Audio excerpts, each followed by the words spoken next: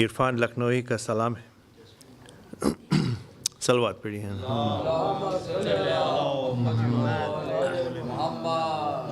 محسن انسان رہبر عالم دین کے سہارے تجھ پہ سلام. تیروں سے چھلنی تیغوں سے ٹکڑے اے میرے پیاسے تجھ پہ سلام. محسن انسان رہبر عالم دین کے سہارے تجھ پہ سلام. فرق مٹا کر رنگ و نسب کا ایک بنایا انسان کو. تو نے 72 خون ملا کے جوڑے ہیں رشتے تجھ پہ سلام. ٹوٹی کمر پر اٹھ نہیں سکتا لاش اکبر اے حسین. قوت بازو تو کہاں ہے ہاتھ بٹا لے تجھ پہ سلام. محسن انسان رہبر عالم دین کے سہارے تجھ پہ سلام. سر سے قدم تک خون کی چادر سامنے مقتل دل چھلنی ہاتھوں پہ ننھی لاش اٹھائے ابھر کلیجے تجھ پہ سلام. ہاتھوں پہ ننھی لاش اٹھائے ابھر کلیجے تجھ پہ کلام. ختم نہ ہو کر تو نے عبادت دائمی کر دی عالم میں. تیغ رواں کی دھار کے نیچے آخری سجدے تجھ پہ سلام. تیغ رواں کی دھار کے نیچے آخری سجدے تجھ پہ سلام. محسن انسان رہبر عالم دین کے سہارے تجھ پہ سلام. سبحان اللہ.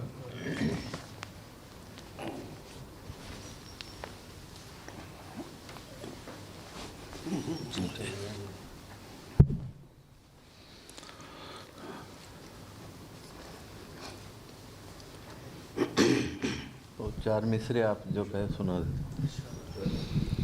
اعلیٰ حضرت نظام حضور کا خطاب پیش کر کے پھر مرثیے کے چند بند. علی کی مانوی پیغمبری سمجھا تو میں سمجھا علی کی مانوی پیغمبری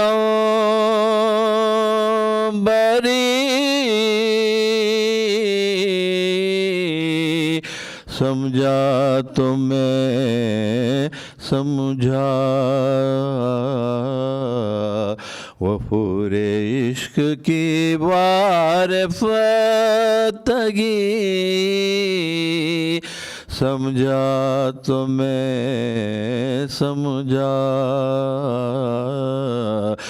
مٹا کر آپ کو عثمان یہی کہتا ہے ہر ایک سے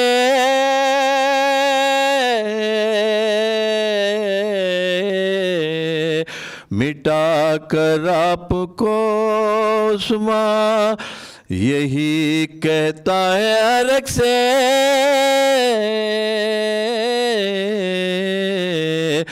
کوئی باب نجف کی بندگی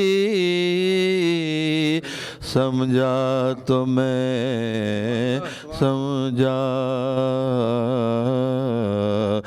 علی کی مانوی پیغام فاتحہ اللہم صلی علی محمد وعلی محمد. آج کی مناسبت سے مرثیے کے چند بند.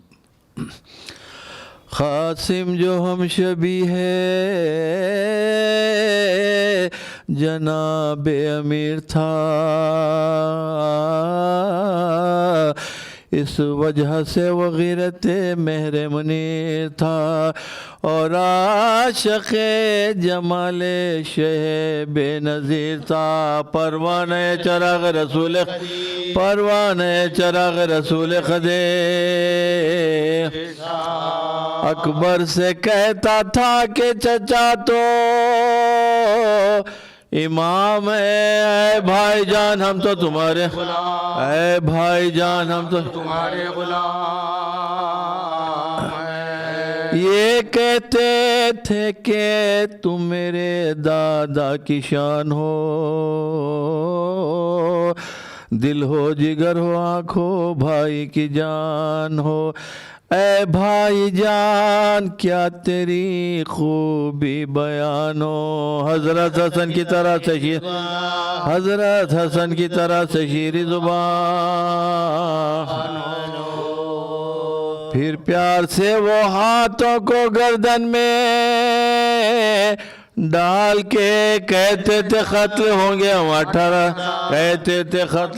ہم 18 سال اتنے میں فوج ظلم سے تیر جفا چلے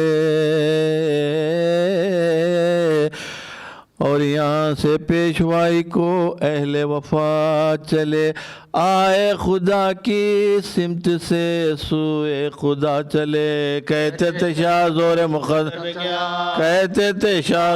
مقدر قاسم رہے اور اکبر و عباس رہ گئے 3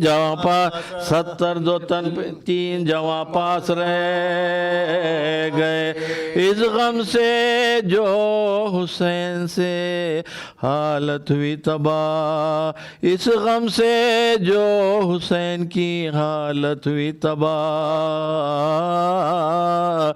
تب ہاتھ پکڑے خیمے میں قاسم کو لائے شاہ زینب سے پھر یہ بولے امام فلک پناہ درپیش ہم کو آج ہے دو بے قصوں تقریب سوگواروں میں دلہن کی ہے زینب اٹھو یہ وصیت حسن زینب اٹھو یہ وصیت حسن ابن حسن کو لا کے لباس حسن پنا قاسم کی ماں کو مادر اکبر کو جلد لا وہ بولی جان بوجھ کے بھیا نہ یہ سنا اس کام کے لیے تو کسی اور کو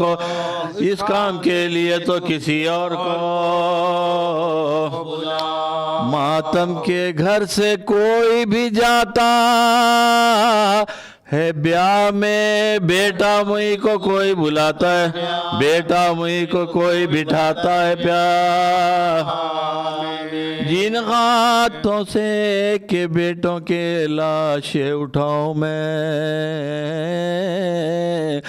ان ہاتھوں سے بھتیجے کو دولہا بناؤں میں فرش عزا جہان پا ماتم بچھاؤں میں کبرا کو وہاں لباس عروسی کبرا کو وہاں لباس عروسی پہنا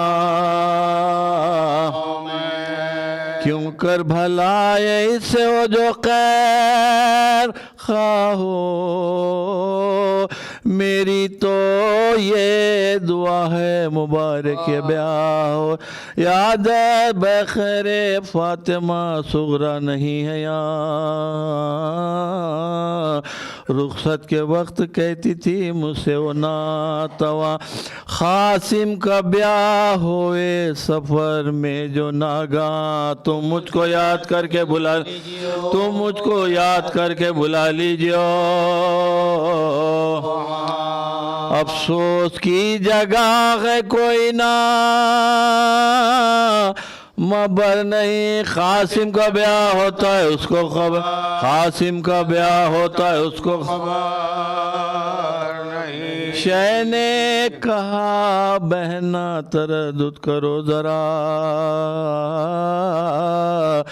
ماتم کا اپنے بیٹوں کے ہاں عذر ہے بجا یہ عقد بھی ہے فدیہ سبت رسول کا شادی کو جاؤ آل رسول خدا شادی کو جاؤ آل رسول خدا جائے گا نامراد یہ دلہا جہان میں تا حشر شادی اڑ گئی اس خاندان تا حشر شادی اڑ گئی تا حشر شادی اڑ گئی اس خاندان سے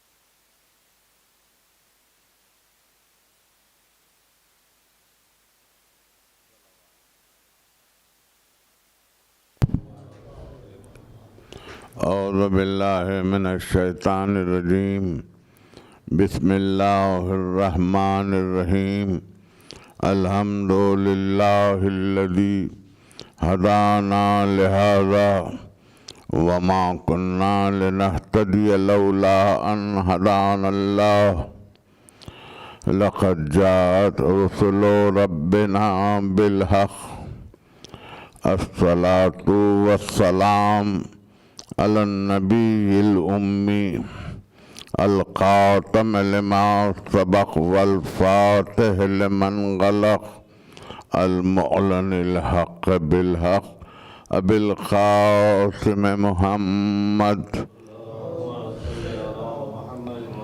وأهل بيته الطيبين الطاهرين المعصومين المظلومين الذين أذهب الله عنهم الرجس وطهرهم تطهيرا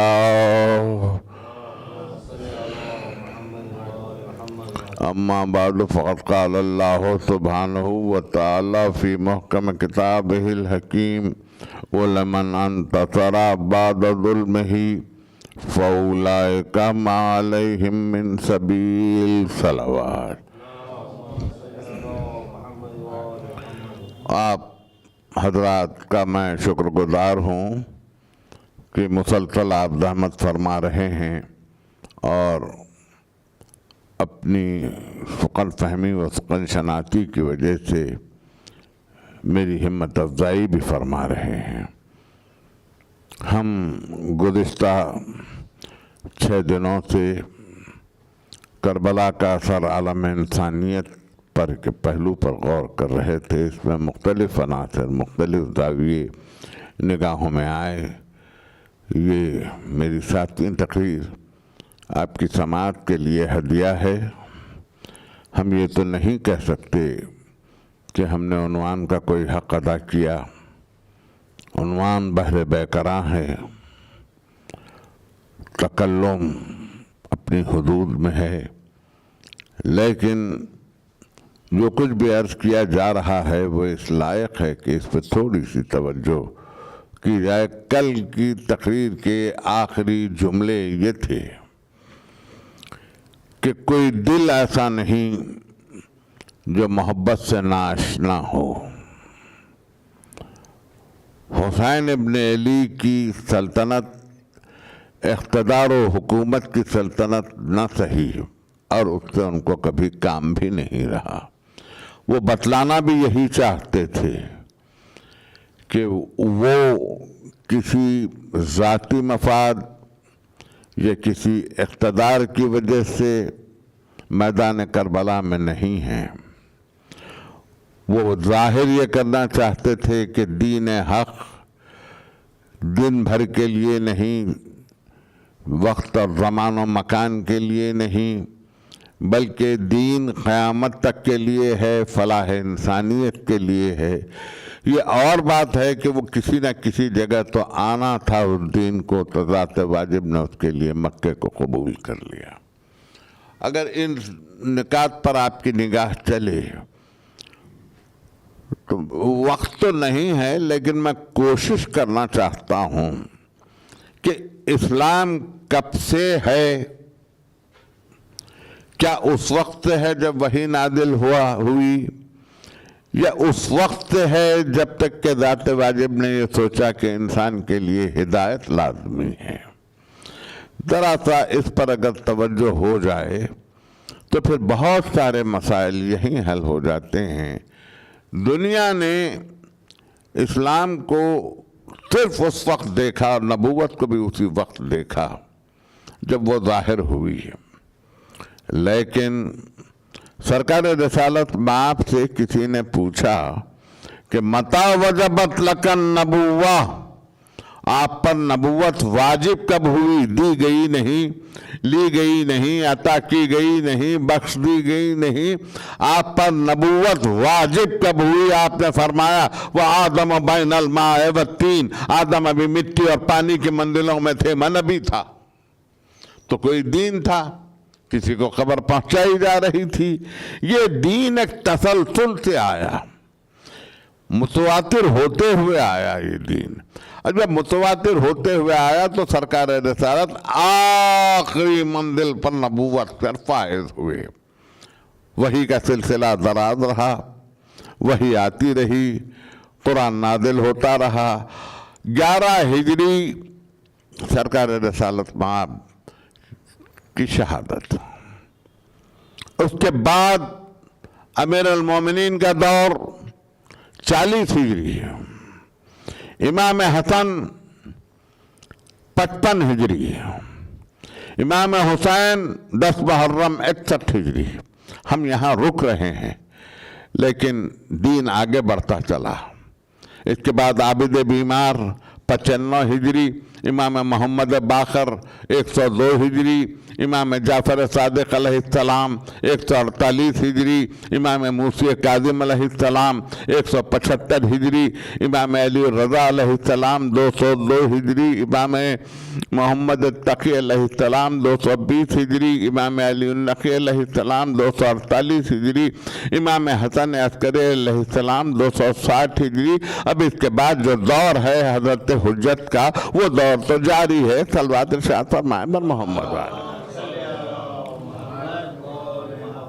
دین مسلسل ہے، اسی دین کو اس کی صحیح کیفیت میں، اس کی پوری صحیح شریعت کے ساتھ نافذ رہنے کے لیے حسین کی یہ قربانی ہے۔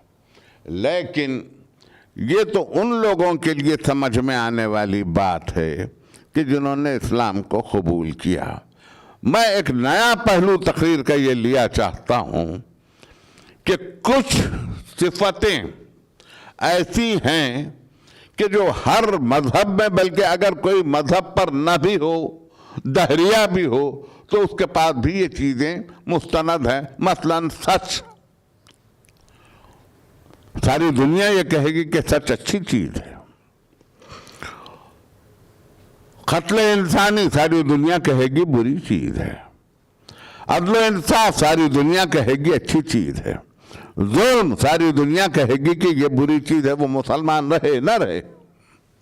اسی طرح سے واقع کربلا میں جو ظلم ہوا، پہلی تقریر یا دوسری تقریر میں آپ کی خدمت میں عرض کر چکا ہوں کہ ظلم کی اقسام ہیں، اور یہ تمام مظالم کربلا میں بیک وقت موجود تھے.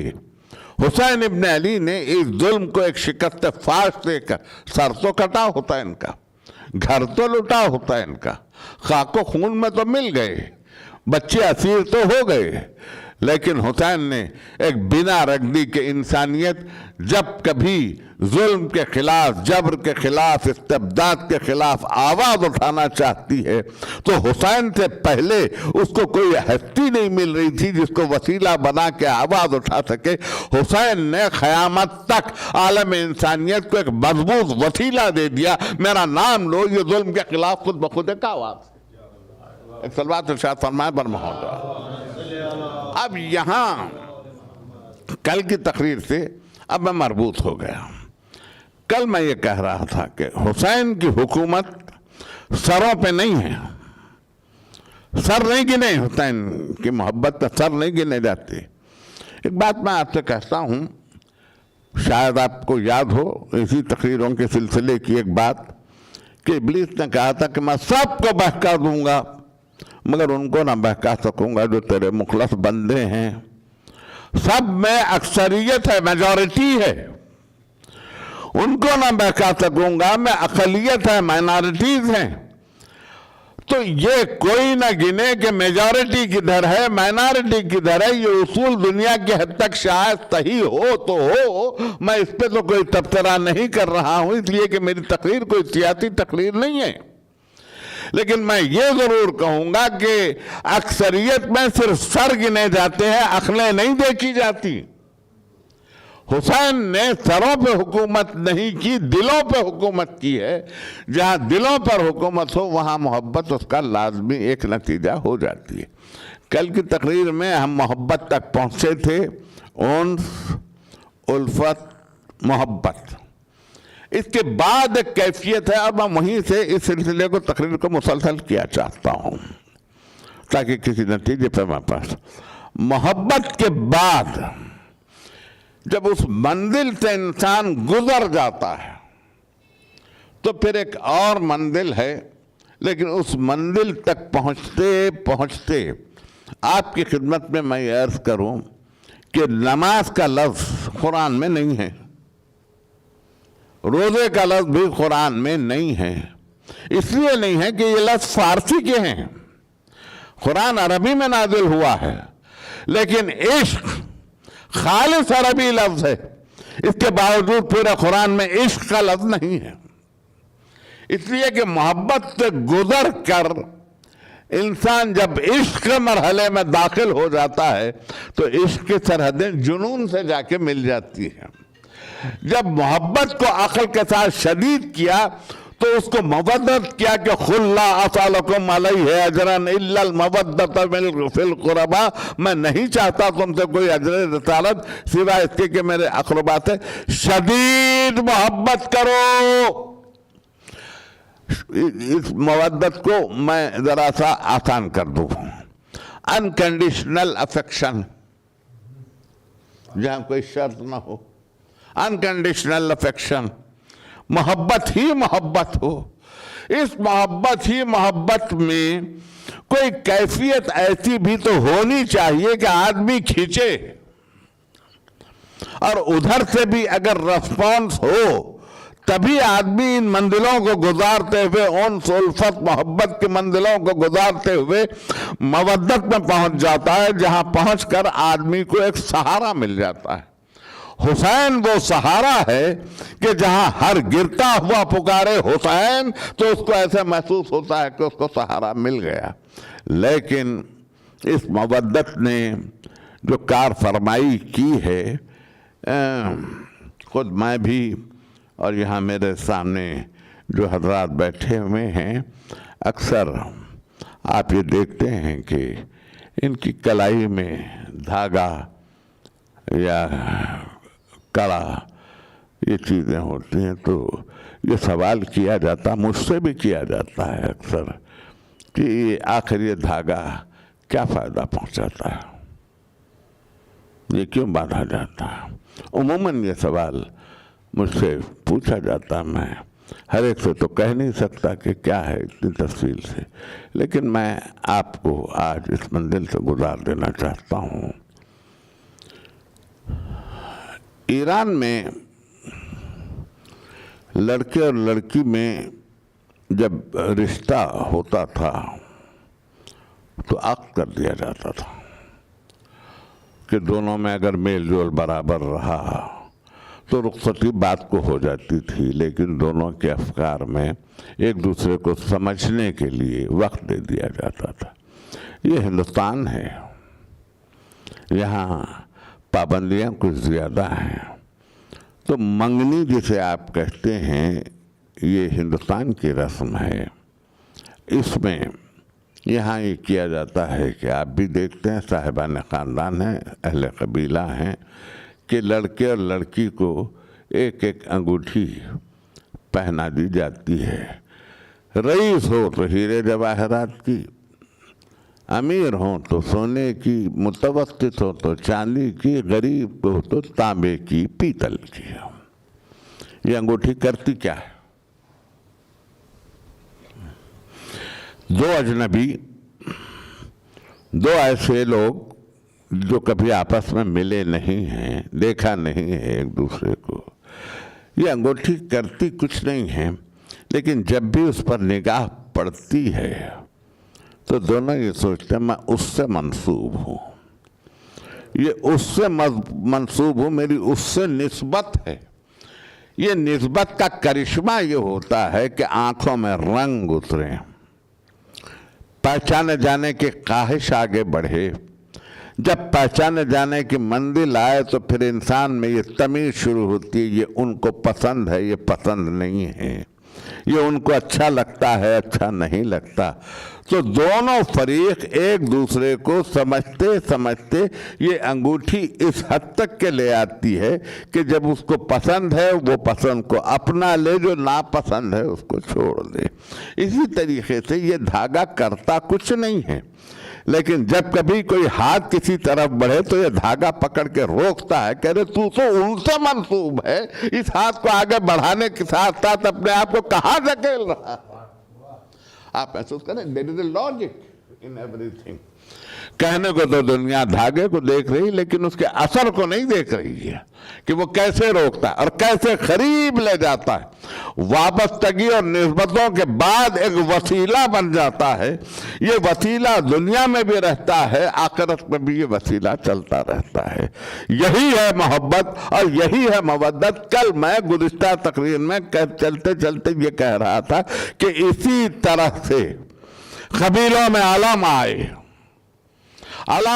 जिक्र आया, वाक़यात को दोहराया गया, वाक़यात को सुनाया गया, एक एक तफसील बतलाई गई। हुर कैसे आया, रात हुर की कैसे गुजरी, तमाम शब दोनों फौजों के दरमियान टहलता रहा। सुबह पर होने से पहले पहले अपने घोड़े को एड़ दे के कहा चल। पूछा सरदार लश्कर ने कि किधर को जा रहा है? कहा अब तो मैं उधर जा रहा हूँ जिधर हक है। कहा गुजरी क्या, क्यों जा रहा है? कहा रात भर मेरा घोड़ा पानी के लिए बेचैन हो रहा था, मैं उसको फुरात के किनारे ले गया, میں نے گھوڑے کی لگام کھول کے اس کو پانی پینے کے لیے آزاد چھوڑ دیا، مگر حسین کے خیموں سے چھوٹے چھوٹے بچوں کی آوازیں آ رہی تھی، الاتش الاتش الاتش۔ میرے گھوڑے نے پانی سے منہ کھینچ لیا۔ یہ اثر ہے کربلا کا، کربلا کے ساتھ ساتھ جانوروں پر بھی۔ آپ دیکھتے ہیں آج کی زندگی میں بھی ہم سمجھتے ہیں کہ جانور کو شعور نہیں، لیکن دیکھیے تو اس کی بھی حس اتنی تیز ہوتی ہے کہ وہ قبول کرتا ہے کہ اثر کو، کہ کہاں رہنا ہے کہاں جانا ہے۔ صبح ہوئی، ہو رہا گیا ادھر، واقعات بیان کیے جانے لگے، مجلسیں ہونے لگیں، کربلا پھیلنے لگی۔ یہ علم جب حجاج بن یوسف کا دور آیا، جب کعبے پر منجنیق سے پتھر برسائے گئے، جب 28 ذوالحجہ 63 ہجری کو مدینے کی گلیوں کو رون دیا گیا، جب برباد کر دیا گیا مدینے کو، اس وقت بھی یہ واقعات پھیلتے رہے۔ مسجد نبوی کی بے حرمتی ہوئی، گھوڑے باندھے گئے مسجد نبوی میں۔ اسلام کا قصیدہ ضرور پڑھیں مگر تاریخ پر بھی تو نظر رکھیں، تاریخ کو بھی تو دیکھیں۔ بڑے وسوخ سے تقریر کرتے کرتے کبھی کبھی میرے ذہن میں ایک بات آ جاتی ہے، موضوع سے مناسبت تو نہیں رکھتی مگر اس خیال سے کہ پھر مجھے شاید موقع ملے نہ ملے، میں کہہ جاتا ہوں۔ ہجری سال کا آغاز محرم سے ہے۔ ساری دنیا، اکثر آپ نے واٹس ایپ پر بھی میسیجز دیکھے ہوں گے، نیا سال مبارک ہو کے میسیجز آتے رہتے ہیں۔ کوئی مجھے یہ تو بتلائے کہ محرم کب سے نیا سال ہوا؟ کوئی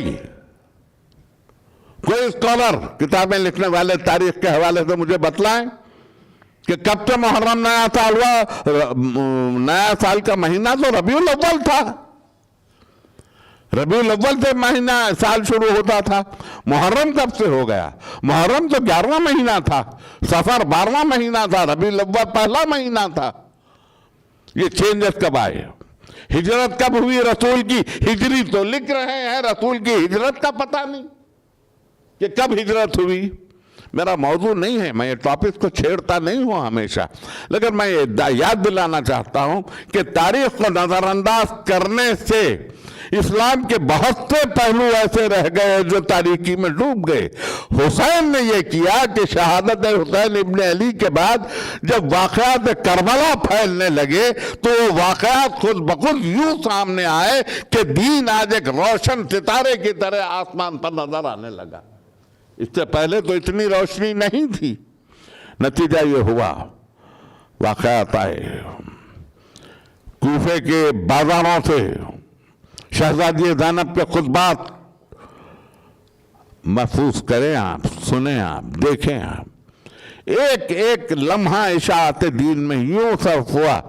عابد بیمار کے کلائیوں میں ہتکڑیاں ہیں، پیروں میں بیڑیاں ہیں، گلے میں توق ہے، پیادہ پا کربلا سے کوفہ، کوفے سے شام تک کا سفر ہے جلتی ہوئی ریگستان میں، آگے آگے سر شہیدوں کے جا رہے ہیں۔ یہ کرب محمد کے خاندان پر صرف 50 برس کے بعد، صرف 50 برس، 11 ہجری محمد مصطفیٰ صلی اللہ علیہ وسلم کی رحلت اور 61 ہجری یہ واقعہ، 50 سال۔ کیا ہوتا اگر حسین نہ ہوتے؟ کیا ہوتا اگر علی اکبر کی شہادت نہ ہوتی؟ کیا ہوتا اگر اول محمد قربان نہ کیے جاتے؟ کیا ہوتا اگر 6 مہینے کا بچہ باپ کے ہاتھوں پہ نہ بلک جاتا؟ کہاں ہوتا دین اور کہاں ہوتا اسلام؟ کعبے کو تو آپ نے منجنیقوں سے توڑنے کی پوری بربادی کر دی، پردے جلا دیے، آپ نے رکھا کیا؟ آج کس اسلام کی باتیں ہو رہی ہیں؟ میں تنقید نہیں کر رہا ہوں، لیکن تاریخ کا ایک دھارا بھی آپ کو بتا رہا ہوں۔ کوئی انکار کر دے اس سے کہ یہ نہیں ہوا، لیکن اگر کسی نے تحفظ کیا تو صرف حسین ابن علی نے تحفظ کیا۔ جب یہ چل رہی تھی مجلسیں تو اس وقت نثر سے زیادہ، پروز سے زیادہ آدمی کی نفسیات پہ پوئٹری کا اثر ہوتا ہے، نثر سے زیادہ نظم میں اثر پذیری ہوتی ہے۔ یہ واقعات نظم میں بیان کیے گئے، नसर नज़्म में बदली। इसी को मरसिया कहते हैं, यही मरसिया है। नज़्म तहत लफ्ज़ में पढ़ने की बनिस्बत तरन्नुम में पढ़ी जाए तो ज़्यादा दिलपजीर होती है। ये दिलपजीरी आवाज़ में आई।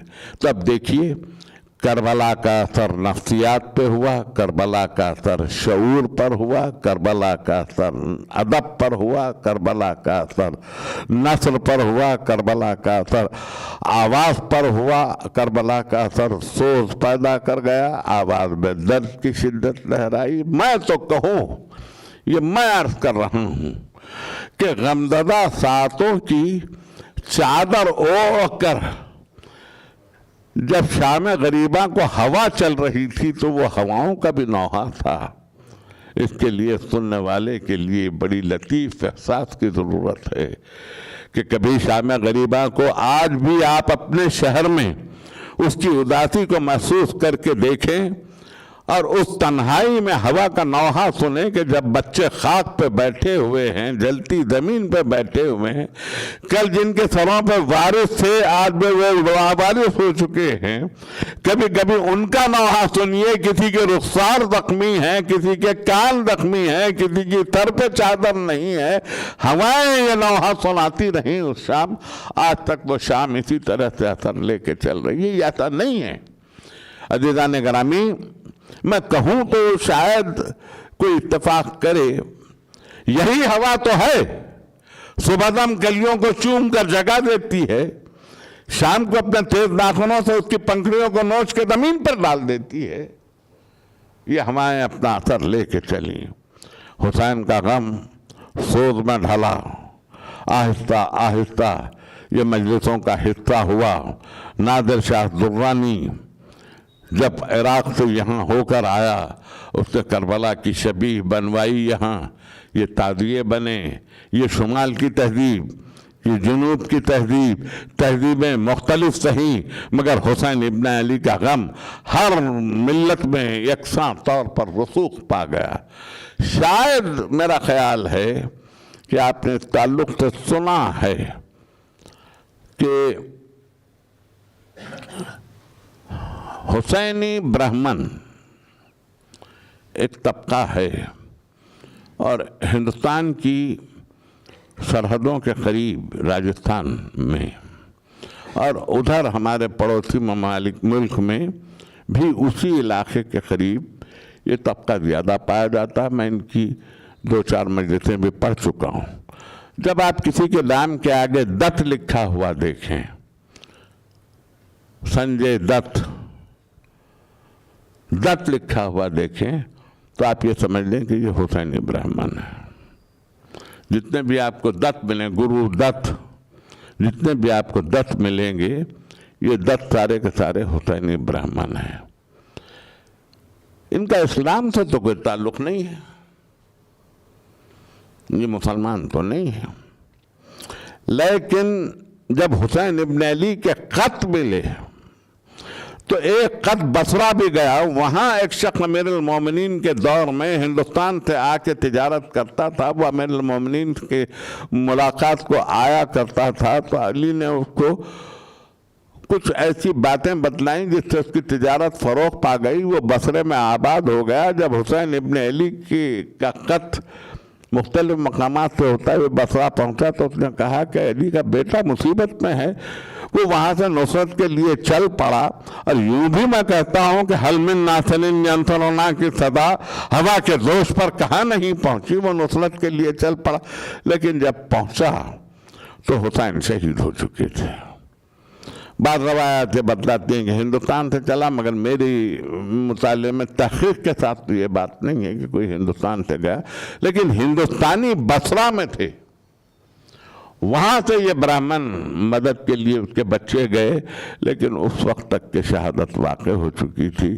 वो रुक गया है कि अब मैं जाके क्या करूं जब हुसैन ही की शहादत हो गई। मगर वक्त के साथ साथ वो वापस लौटा। उसने अपने बच्चों को ताकीद की कि हुसैन का गम बराबर मनाते रहना। 1400 साल हो गए। ये तबका आज भी उसी एहतमाम से ताज़िया उठाता है।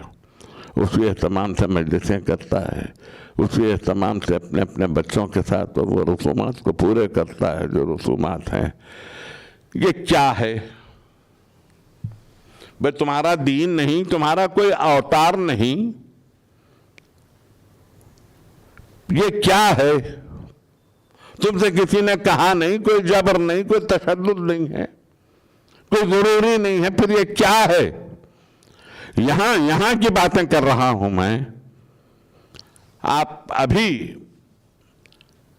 اب روز جا کے کبھی دیکھیں دن کے وقت اور شام غریباں کو، جب شام ڈھل جاتی ہے بی بی کا علم واپس آ جاتا ہے، ہاتھی لا کے وہاں کھڑا کر دیا جاتا ہے، تو ہندو عورتیں نہا دھو کے دودھ لا کے بچوں میں تقسیم کرتی ہے اور ہاتھی کے پاؤں دھلاتی ہیں اور روتی جاتی ہے۔ جب ان سے پوچھا جاتا ہے کہ تم ایسا کیوں کر رہی ہو تو کہتی ہیں 6 مہینے کا بچہ کسی ماں کی گود سے گیا تھا، اس ماں کی گود خالی ہو گئی، بچہ لوٹ کے نہیں آیا، ہم بھی تو مائیں ہیں، ہم اس لیے اس رسم کو ہم نے جاری کیا ہوا۔ یہ کس پر ہے کربلا کا اثر؟ یہ کس نے قبول کیا کربلا کا اثر؟ بہرحال حسین پورے آفاق میں پھیل گئے۔ ایسٹ میں جا کے دیکھیں، وہاں مجلسیں برابر ہو رہی ہیں، وہاں کربلا کا اثر ہے۔ ادھر افریقہ کے ممالک میں دیکھیں کس نے پہنچایا ہے یہ سب کچھ۔ حسین کا پیغام ایسے ہواؤں کے دوش پر پہنچا کہ جہاں محبت مودت میں بدلے اور مودت یہ سب شاخسانوں کو پیدا کر کے اس طرح سے اس محبت کو عام کرے۔ محبت تو ہے، لیکن آج محرم کی 7ویں تاریخ ہے، ایک ہی دن کا واقعہ ہے، ہم نے اس کو مختلف حصوں میں تقسیم کر دیا تاکہ سب کے غم منائے جا سکیں۔ ایک دن اونا محمد کے لیے، ایک دن علی اکبر کے لیے، ایک دن قاسم کے لیے، ایک دن عباس کے لیے، اور پھر 9 محرم تو رخصت حسین ابن علی کے لیے۔ میں یہ کہوں کہ جہاں اسی طرح سے ادب پہ اثر آپ کے سامنے میں پیش کر رہا تھا، وہاں میر انیس کا یہ سب سے بڑا احسان ہے کہ انہوں نے مرثیوں کے ذریعے ہم کو کربلا رس کر دیا، کربلا میں پہنچا دیا۔ حسین ابن علی کی رخصت بیان کرتے کرتے بے ساختہ انیس نے کہا کہ جب حسین رخصت آخر کے لیے آئے اور پھر کوئی نہیں تھا جو گھوڑے کو لاتا، گھوڑا سر جھکائے ہوئے خود آیا۔ حسین ابن علی نے چاہا کہ لگام تھام کے سوار ہوں کہ ایک مرتبہ بہن نے آ کے رکاب کو تھاما، حسین گھوڑے پہ سوار ہوئے۔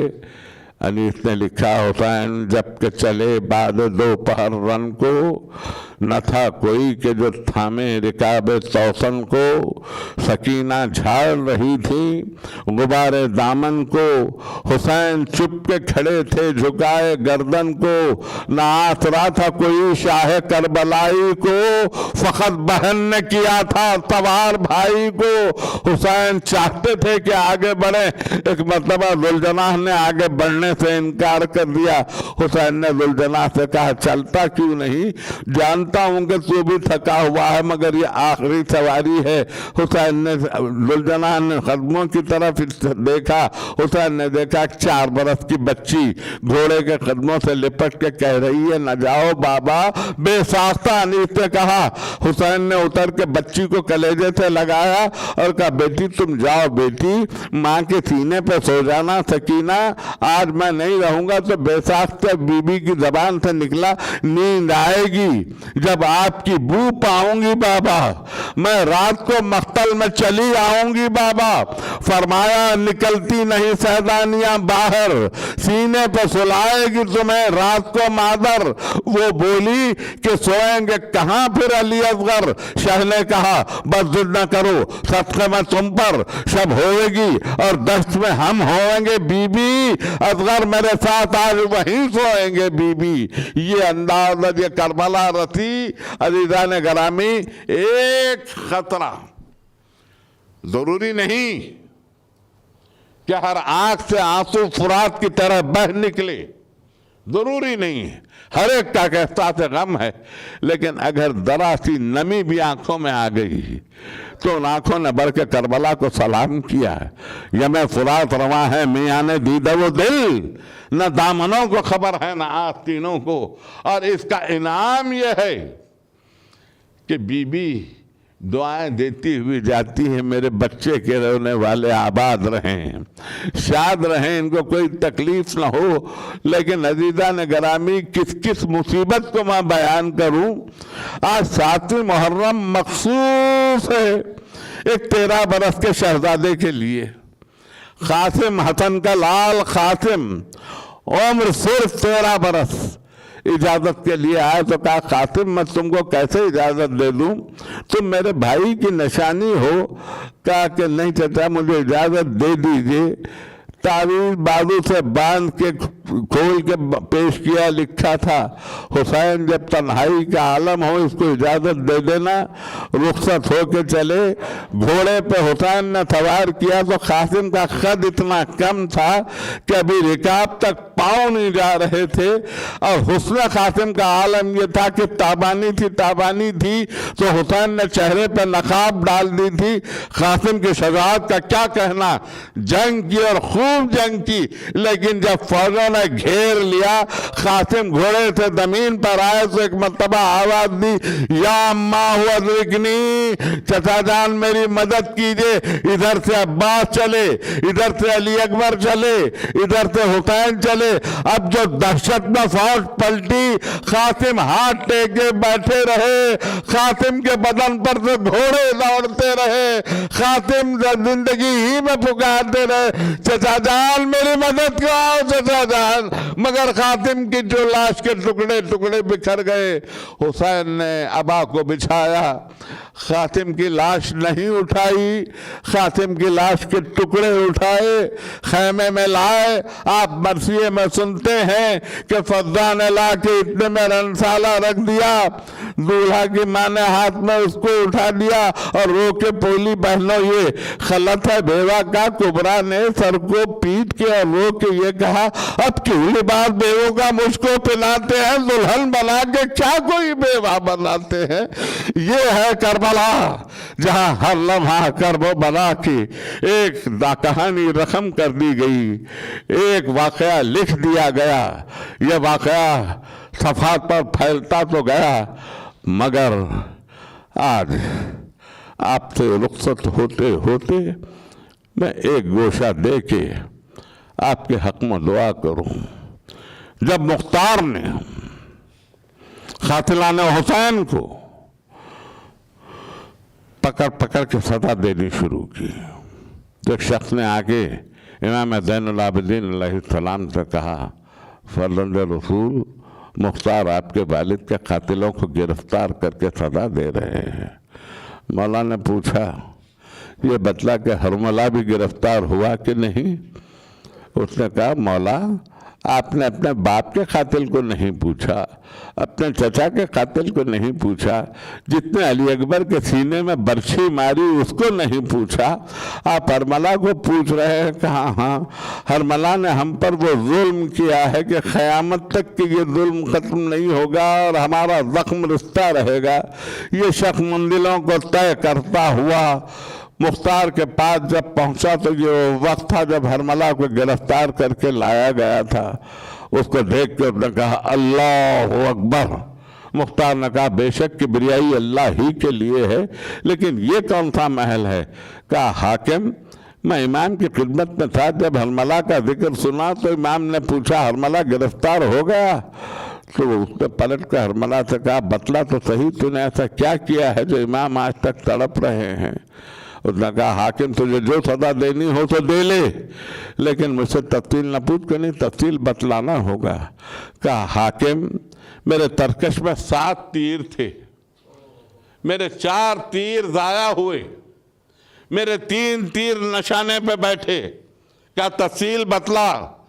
کہا، حاکم میرا 1 تیر اس وقت نشانے پہ بیٹھا جب عباس پیاسے بچوں کے لیے پانی لا رہے تھے، دونوں ہاتھ کٹ گئے، تیر تیر مشق پہ چلا، پانی بہ گیا، میرا ایک تیر یوں نشانے پہ بیٹھا، کہا دوسرا تیر، کہا فاطمہ کا لال گھوڑے پر جھوم رہا تھا، سر زخمی، سینہ زخمی، پہلو زخمی، کلیجہ زخمی، میرا تیر چلا حسین کی پیشانی پر آیا، حسین گھوڑے سے زمین پر آئے، کہا تیسرے تیر کی تفصیل بتلا، کہا حاکم یہ تیسرا ہی تیر تھا، میں دوسرے تیر کی تفصیل نہیں بتلا سکتا، کہا بتلا، کہا حسین 6 مہینے کے بچے کو لے کر آئے تھے اور کہہ رہے تھے اسے تھوڑا پانی دے دو، میرا تیر چلا، بچے کو صرف لگا نہیں، بچے کا گلا یوں کٹ گیا کہ بچہ باپ کے ہاتھوں پہ نڈھال ہو گیا۔ ربنا تقبل منا انکا انت پروردگار ذکر اور اس عبادت کو قبول فرما، ہذین مجلس البانی تو دلی مقاصد کو فرلا، تجھے کربلا کے بھوکوں کا واسطہ، ہمارا رزق اگر آسمانوں میں ہے تو اسے زمینوں پہ نازل کر دے، اگر دور ہے تو اسے قریب کر دے، جو قریب ہے تو اسے ہمارے ہاتھوں میں پہنچا دے، جو ہمارے ہاتھوں میں ہے تو اسے برکت عطا فرما۔ ماتم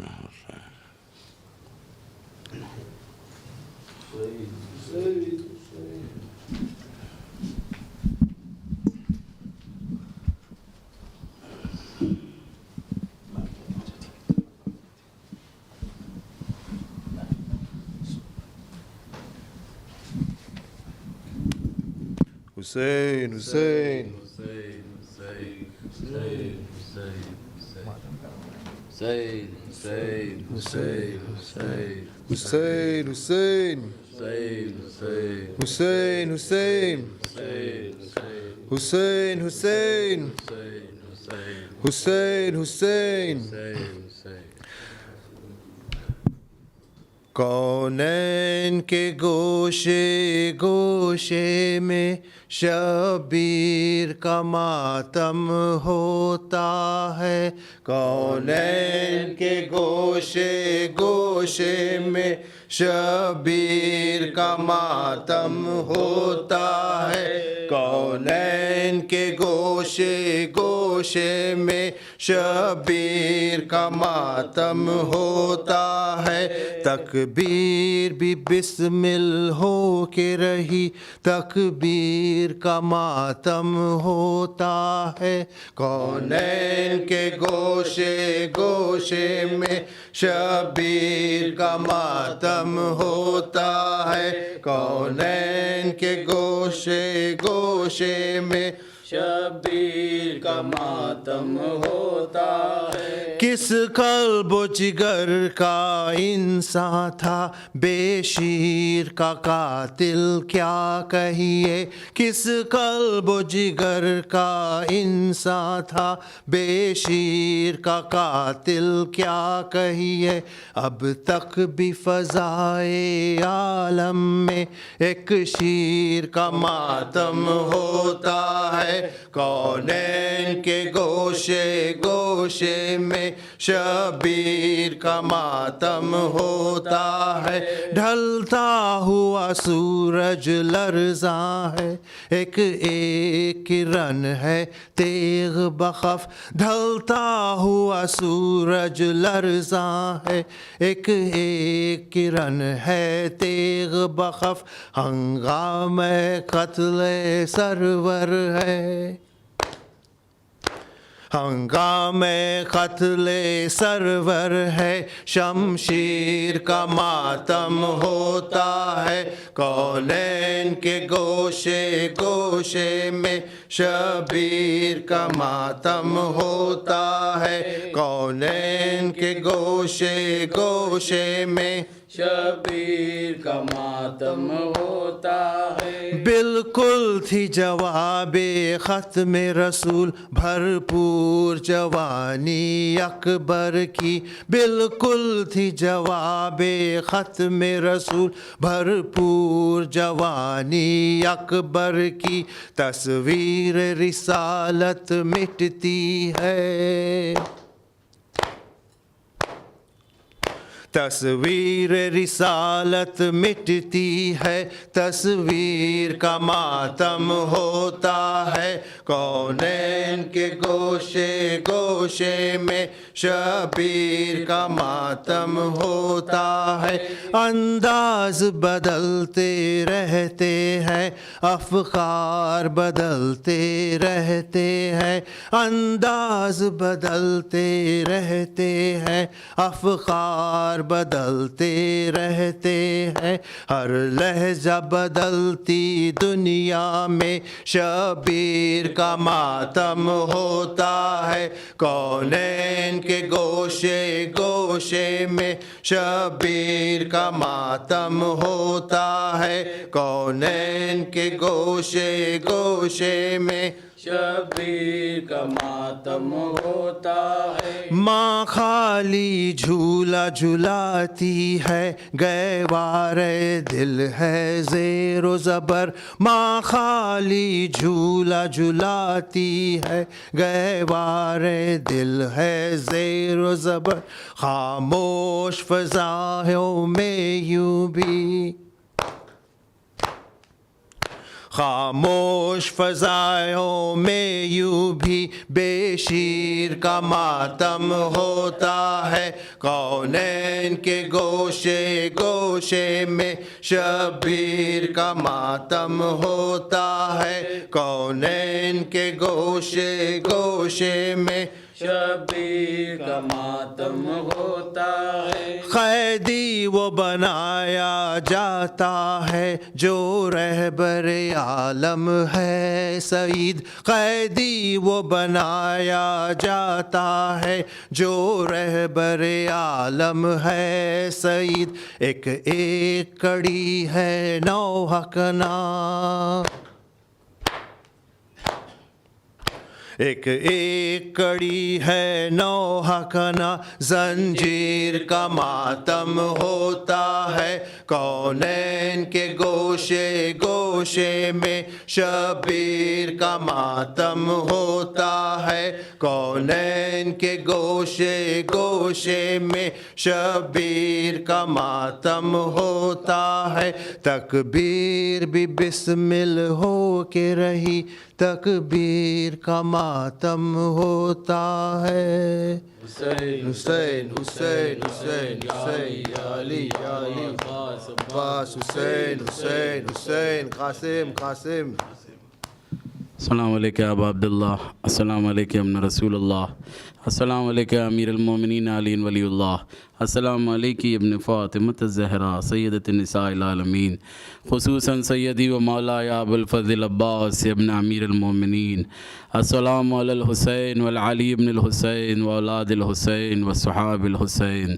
فلان اللہ امتن قتلت کا ولان اللہ امتن ظلمت کا ولان اللہ امتن سمیت بذالک فرضیت بہ السلام علیکم جمیعاً شہداء کربلا ورحمۃ اللہ وبرکاتہ السلام علیکم مولاي غریب الغرباء السلام علیکم معین الضعفاء والفقراء السلام علیکم شمس شموس یا انیس النفوس ایہا المدفون برزتوس السلام علیکم سلطان من الحسن یا علی ابن موسی الرضا ورحمۃ اللہ وبرکاتہ صلی اللہ علیہ صاحب العصر والزمان علمان علمان علمان یا شریق القرآن عجل اللہ تعالی فرجک وصال اللہ تعالی مخرجک وظہورک السلام علیکم ورحمۃ اللہ وبرکاتہ اللہم صلی اللہ